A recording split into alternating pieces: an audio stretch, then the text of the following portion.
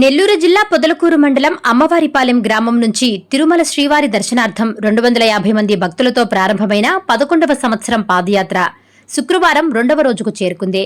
ఈ సందర్భంగా పాదయాత్ర బృందం రాపూరు మండలంలో అడుగుపెట్టగా భక్తులకు ఘనస్వాగతం లభించింది.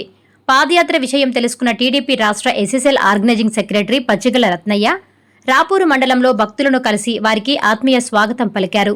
కలియుగ ప్రత్యక్ష దైవం శ్రీ వెంకటేశ్వర స్వామి దర్శనార్థం భక్తి శ్రద్ధలతో నడుస్తున్న యాత్రికులను అభినందించారు. గత 11 సంవత్సరాలుగా అమ్మవారిపాలెం గ్రామస్తులు భక్తిభావంతో తిరుమలకు పాదయాత్ర నిర్వహించడం ఆదర్శనీయమని రత్నయ్య పేర్కొన్నారు.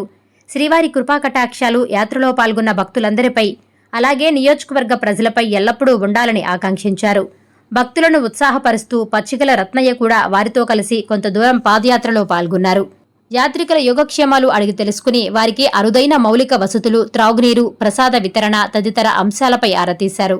ఈ కార్యక్రమంలో స్థానిక టీడీపీ నాయకులు ఆవుల రాజేంద్ర, ప్రసన్నకుమార్, గిరి, శ్రీపురం రాజా తదితరులు పాల్గొని పాదయాత్రకు తమ మద్దతు తెలిపారు.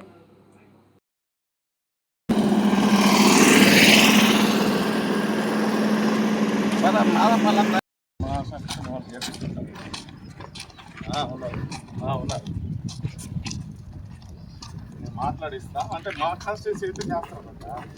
ఈ దానికి కూడా చూసుకుంటాం.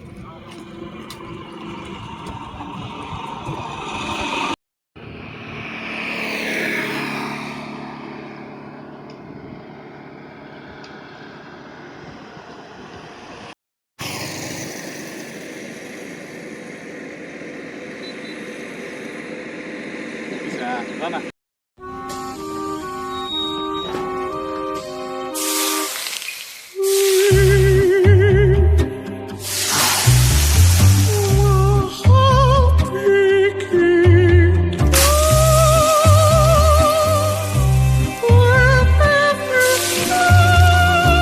No matter the heat outside, stay cool inside with energy-efficient windows from Asahi System Windows. Please subscribe SS News AP.